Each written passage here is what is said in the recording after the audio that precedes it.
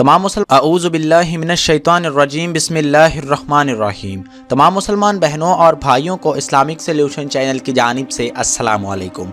मोहतरम ख़वातीनो हज़रात, आज की वीडियो के अंदर आपको दीन इस्लाम के एक इंतहाई अहम वाक़े और मॉडर्न दुनिया की एक इंतहाई अहम रिसर्च के बारे में बताने जा रहे हैं। बनी इसराइल को हज़रत दाऊद अलैहिस्सलाम के दौर में बंदर बना दिया गया था, ये हम सब जानते हैं। लेकिन उन बंदरों का आखिर क्या हुआ, वो बंदर बाद में कहाँ गए? और कहा जाता है, इंटरनेट पर मुख्तलिफ जगहों पर यह बयान किया जाता है कि डिस्कवरी चैनल ने उन बंदरों को अफ्रीका के जंगलों के अंदर दरियाफ्त कर लिया। लेकिन डिस्कवरी चैनल ने इस बात को छुपाया कि इन बंदरों को इंसानों से बंदर बनाया गया है और किसी मखसूस कुव्वत ने इनको बंदर बनाया है। इंटरनेट के ऊपर ये बातें बहुत ज़्यादा मिकदार में गर्दिश कर रही हैं, बहुत तरह तरह की क़ियास आराइयाँ चल रही हैं, लोग इस पर तबसरे तज्ज़िये कर रहे हैं। इस वीडियो के अंदर आपको मुकम्मल हक़ाइक़ से आगाह करेंगे कि आया कि जो बंदर अल्लाह ताला ने बनी इसराइल को बनाया था, वो बंदर आज किधर हैं और बात किस तरह से हुई, वो वाक़या किस तरह से है। इसको सुनने के बाद आपकी एक बहुत बड़ी गलत फहमी दूर होगी। इससे पहले कि आगे बढ़ें, इस्लामिक सॉल्यूशन चैनल को सब्सक्राइब ज़रूर कर लीजिए ताकि मुस्तकबिल में आने वाली वीडियोज़ आपको वक्त पर मिलती रहें। सामिन, बनी इसराइल बहुत सारे अंबिया की कौम रही है। हज़रत दाऊद अलैहिस्सलाम की कौम भी बनी इसराइल थी। वो बहुत सरकश हो चुके थे और अल्लाह ताला के अहकामात को नहीं मानते थे और तौरात जो थी उसकी नाफरमानी किया करते थे, तौरात के अहकामात को तस्लीम ना करते थे। अल्लाह ताला ने उनके ऊपर एक दिन की ताज़ीम को फ़र्ज़ करार दे दिया था कि इस दिन की तुमने इज़्ज़त यानी इसकी ताज़ीम करनी है। और अल्लाह ताला ने जो रिस्ट्रिक्शंस, जो रोक उनके ऊपर लगाई, वो ये थी कि तुमने हफ्ते के दिन दरिया से मछलियाँ नहीं पकड़नी, उसके अलावा तुम बाकी दिन जैसे चाहो शिकार करो या दरिया में खेलो। तो सामीन, अल्लाह ताला ने इसके साथ साथ मछलियों को भी हुक्म दिया कि वो हफ्ते के रोज़ दरिया के किनारे पर आ जाएं ताकि वो अल्लाह ताला बनी इसराइल के ईमान को आजमा सके और आजमा सके कि आया कि बनी इसराइल का अल्लाह ताला इम्तिहान ले सके कि आया कि वो अल्लाह ताला के अहकामात की पाबंदी करते हैं कि नहीं करते। अल्लाह ताला ने जब मछलियों को हुक्म दिया तो बनी इसराइल ने देखा कि हफ्ते के दिन मछलियां पानी के ऊपर आ जाती हैं और किनारे के करीब करीब खेलती हैं, जबकि हफ्ते के बाकी दिनों में मछलियों को पकड़ना कदरे मुश्किल होता है। तो बनी इसराइल बहुत लालची हो गए। उन्होंने हफ्ते के रोज़ दरिया में जाल और कांटे फेंकना शुरू कर दिए और उन्होंने अपनी जानिब से ये चालाकी खेली कि हफ्ते के दिन जाल और कांटे फेंकते, मछलियां उनमें फंस जाती और इतवार के दिन वो उन जाल और कांटों को निकाल लेते और अल्लाह ताला को धोखा देने के चक्कर में थे। वो सोचते थे कि हम तो इतवार को ही मछलियां पकड़ रहे हैं, को धोखा रहे हैं, लेकिन लाशौरी तौर पर और उनका ज़मीर ये बात जानता था कि हम हफ्ते वाले दिन मछलियां पकड़ते हैं लेकिन निकालते इतवार के दिन हैं। तो अल्लाह ताला को वो धोखा देने के चक्कर में थे। बल्कि अल्लाह ताला को कोई धोखा कैसे दे सकता है, वो दर हकीकत अपने आप ही को धोखा दे रहे थे। तो जब बनी इसराइल अपनी सरकशी से बाज ना आए और अपनी इस रवायत को बरकरार रखा तो अल्लाह ताला ने उन पर अज़ाब नाजिल किया और इस नाफरमानी और अपनी हुक्म अदूली पर बनी इसराइल के लोगों की शक्लों को बंदर बना दिया। वो जब सुबह उठे तो उन्होंने देखा, एक दूसरे के जब घरों में झांका तो उनको हर जानिब बंदर ही बंदर दिखाई दिए। उनके लिए अब ये घड़ी क़यामत से कम ना थी। वो समा, वो मंजर उनके लिए क़यामत के मानी रखता था, जब पूरी की पूरी कौम को अल्लाह ताला ने अपनी कुदरत के ज़रिए इंसान से बंदर बना दिया।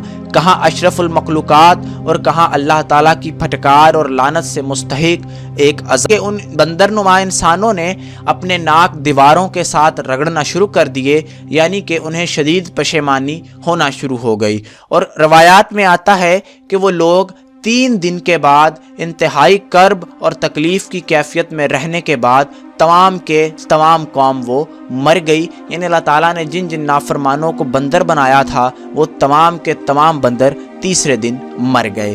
तो सामीन, जब रवायात से ये बात साबित है, क़िससुल अंबिया के अंदर इस बात को इंतहाई वजाहत के साथ लिख दिया गया है कि अल्लाह ताला ने बनी इसराइल के जिन लोगों को बंदर बनाया, वो बंदर बनने के तीसरे दिन जब मर गए مختلف اس میں دن کا اختلاف ہو سکتا ہے، کچھ روایات میں ہے کہ کچھ مدت کے بعد مر گئے، اور کچھ روایات میں مخصوص 3 دن لکھا گیا ہے کہ 3 دن کے اندر مر گئے۔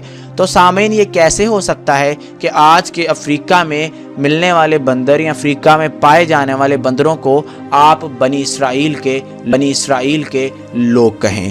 تو انٹرنیٹ کے اوپر اس حوالے سے جتنی بھی قیاس آرائیاں ہو رہی ہیں کہ وہ بندر ہیں یا ان کا تعلق بنی اسرائیل سے ہے، تو یہ غلط ہیں۔ آپ کو ایک بہت اہم بات یہ بتانا چاہتے ہیں کہ اس دور میں بھی جب بنی اسرائیل کے لوگ موجود تھے اور اللہ تعالیٰ نے ان کے اوپر بندر بننے کا عذاب نازل نہیں کیا تھا، تو اس وقت میں بھی در حقیقت بندر موجود ہوا کرتے تھے، اور بندر ایک جانور کی شکل میں جنگلات میں یا باغات میں موجود ہوا کرتے تھے۔ ایک روایت میں ایسا بھی آتا ہے کہ بنی اسرائیل کے جوان لوگوں کو اللہ تعالیٰ نے بندر بنا دیا، جبکہ بوڑھے لوگوں کو سور کی شکل میں بنا دیا، یعنی کہ یہ 2 جانور، ان کی شکلیں انتہائی ناپسند انسانوں کی جانب سے کی جاتی ہیں، تو اللہ تعالیٰ نے عذاب کے طور پر ان کو عبرت کا سامان بنانے کے لیے ان کی شکلیں ان 2 جانوروں جیسی کر دی کہ باقی دنیا کے لوگ یا باقی اقوام ان سے عبرت پکڑیں۔ جب بنی اسرائیل نے نافرمانی تو اس وقت ان لوگوں میں در حقیقت 3 فرقے بن چکے تھے۔ ایک تو ان میں سے وہ تھے جو شکار کیا کرتے تھے، اور دوسرے لوگ وہ تھے جو باز آ گئے تھے، یعنی کہ رک گئے تھے، نافرمانیوں سے برابر دوسروں کو منع بھی کرتے رہتے تھے، اور تیسرے وہ تھے جو منع کرنے سے تھک گئے تھے اور منع کرنا بھی چھوڑ دیا تھا، لیکن وہ بہتر تھے جو برابر منع کرنے والوں نے شکار کرنے والوں سے قطع تعلق کر لیا تھا، چونکہ وہ اللہ کی نافرمانی کر رہے تھے، انہوں نے ان سے ملنا چھوڑ دیا تھا، اور ان کا کہنا تھا کہ کیوں نصیحت کرتے ہو ان لوگوں کو جن کو اللہ تعالیٰ ہلاک کرے یا ان پر عذاب مسلط کرے۔ تو وہ یہ لوگ سن کر ان سے بولے کہ تم ہم کو ڈراتے ہو، ہم ہر ایک سے زیادہ طاقتور ہیں، ہمارا کوئی کچھ نہیں بگاڑ سکتا۔ جب وہ لوگ نافرمانی سے باز نہ آئے تو پھر اللہ تعالیٰ کی ذات نے ان کے اوپر عذاب نازل کیا۔ تو محترم سامعین، اگر ہم اندازہ کریں، اگر ہم اندازہ لگائیں تو کیا آج کا دور اور بنی اسرائیل کا دور کوئی زیادہ مختلف ہے؟ اگر ہم بات کریں حالات و واقعات کی، اگر ہم بات کریں اپنے اعمال کی، تو زیادہ فرق تو نہیں ہے۔ ہم بھی اللہ تعالیٰ کی نافرمانیوں میں آگے سے آگے بڑھ چکے ہیں، قرآن کریم کی حکم عدولی کرتے ہیں، رسول اللہ کے ارشادات کی حکم عدولی کرتے ہیں، اور ہم جانتے ہیں کہ ہم حکم عدولی کر رہے ہیں، لیکن ہم ہیلے بہانے سے حکم عدولی کر رہے ہیں۔ بعض اوقات ہمیں معلوم ہوتا ہے کہ یہ بات غلط ہے یا یہ کام درست نہیں ہے، لیکن ہم ہیلے بہانے سے، ہم اپنے دل کو سمجھا بجھا کر وہ بات کر لیتے ہیں، وہ کام کر لیتے ہیں کہ کوئی گنجائش ہوگی یا کوئی راہ نکل آئے گی۔ جیسا کہ سود کا معاملہ ہے، ہمیں یہاں کہتے ہوئے افسوس ہوتا ہے کہ پاکستان کے ایک سابقہ صدر نے ایک بھری محفل میں کہا تھا کہ علماء اکرام کو چاہیے کہ بزنس مین حضرات اور بینکرز حضرات کے لیے اسلام میں سود کی کوئی گنجائش نکالیں، یعنی کہ جس چیز کو اللہ تعالیٰ نے صریحاً اللہ اور رسول سے جنگ قرار دیا ہے، اس کی کیسے دین میں گنجائش نکالی جا سکتی ہے۔ اسی طرح بہت سارے واقعات ہیں، بہت سارے مسئلے مسائل ہماری زندگیوں کے اندر ہیں کہ ہم گنجائش نکالتے ہیں، جبکہ ہمیں معلوم ہوتا ہے کہ یہ بات جائز نہیں ہے، یہ بات خلاف شریعت ہے، اور ہمیں ایسا نہیں کرنا چاہیے۔ یہاں غور کیجئے کہ اگر یہی سب کچھ کرنے سے بنی اسرائیل کے لوگوں پر عذاب آ سکتا ہے، تو اب تک ہم کیوں بچے ہوئے ہیں؟ اور ہم تو نافرمانی میں غالباً ان سے آگے نکل چکے ہیں۔ ہم امتی ہیں رسول اللہ صلی اللہ علیہ وآلہ وسلم کے، لیکن ابھی تک ہم عذاب سے اسی لیے بچے ہوئے ہیں کیونکہ ہمارے پیچھے ہمارے نبی محترم حضرت محمد صلی اللہ علیہ وآلہ وسلم کی دعائیں ہیں۔ انہوں نے جو التجائیں اللہ تعالیٰ سے گڑ گڑا کر دعائیں اپنی امت کے لیے کی تھیں، وہ دعائیں ہمیں آج بچائے ہوئے ہیں۔ آپ امیجن کیجئے، آپ اندازہ کیجئے کہ اگر وہ دعائیں نہ ہوتیں تو اب تک ہماری اقوام بھی جس سرکشی میں مبتلا ہیں، جس سرکشی میں ہم جا چکے ہیں، ہماری شکلیں بھی نعوذ باللہ بندروں اور سوروں جیسی بن چکی ہوتی۔